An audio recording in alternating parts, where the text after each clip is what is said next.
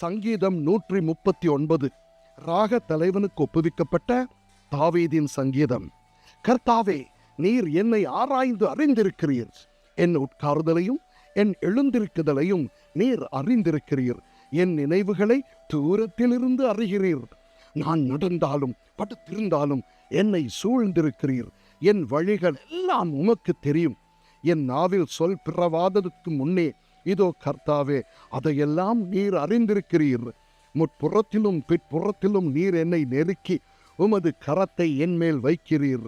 இந்த அறிவு எனக்கு மிகுந்த ஆச்சரியமும் எனக்கு எட்டாத உயரமுமாயிருக்கிறது. உம்முடைய ஆவிக்கு மறைவாக எங்கே போவேன்? உம்முடைய சமூகத்தை விட்டு எங்கே ஓடுவேன்? நான் வானத்துக்கு ஏறினாலும் நீர் அங்கே இருக்கிறீர். நான் பாதாளத்தில் படுக்கை போட்டாலும் நீர் அங்கேயும் இருக்கிறீர். நான் விடியற்காலத்து செட்டைகளை எடுத்து சமுத்திரத்தின் கடையாந்தரங்களிலே போய் தங்கினாலும் அங்கேயும் உமது கை என்னை நடத்தும். உமது வலது கரம் என்னை பிடிக்கும். இருள் என்னை மூடிக்கொள்ளும் என்றாலும் இரவும் என்னை சுற்றி வெளிச்சமாயிருக்கும். உமக்கு மறைவாக இருளும் அந்தகாரப்படுத்தாது. இரவும் பகலை போல வெளிச்சமாயிருக்கும். உமக்கு இருளும் வெளிச்சமும் சரி.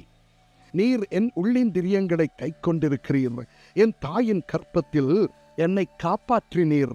நான் பிரமிக்கத்தக்க அதிசயமாய் உண்டாக்கப்பட்டபடியால் உம்மை துதிப்பேன்.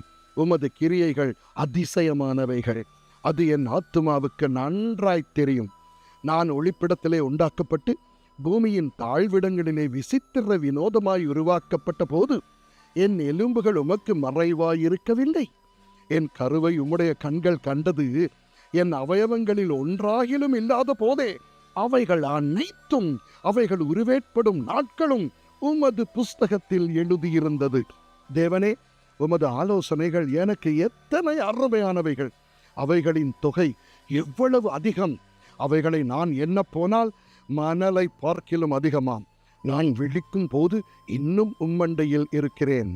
தேவனே, நீர் துன்மார்க்கனை அழித்தீர், ஆனால் நலமாயிருக்கும். இரத்த பிரியரே, நீங்கள் என்னை விட்டு அகன்று போங்கள். அவர்கள் உம்மை குறித்து துன்மார்க்கமாய் பேசுகிறார்கள். உம்முடைய சத்துருக்கள் உமது நாமத்தை வீணாய் வழங்குகிறார்கள். கர்த்தாவே, உம்மை பகைக்கிறவர்களை நான் பகையாமலும் உமக்கு விரோதமாய் எழும்புகிறவர்களை அருவருக்காமலும் இருப்பேனோ? முழு பகையாய் அவர்களை பகைக்கிறேன். அவர்களை எனக்கு பகைஞராக எண்ணுகிறேன்.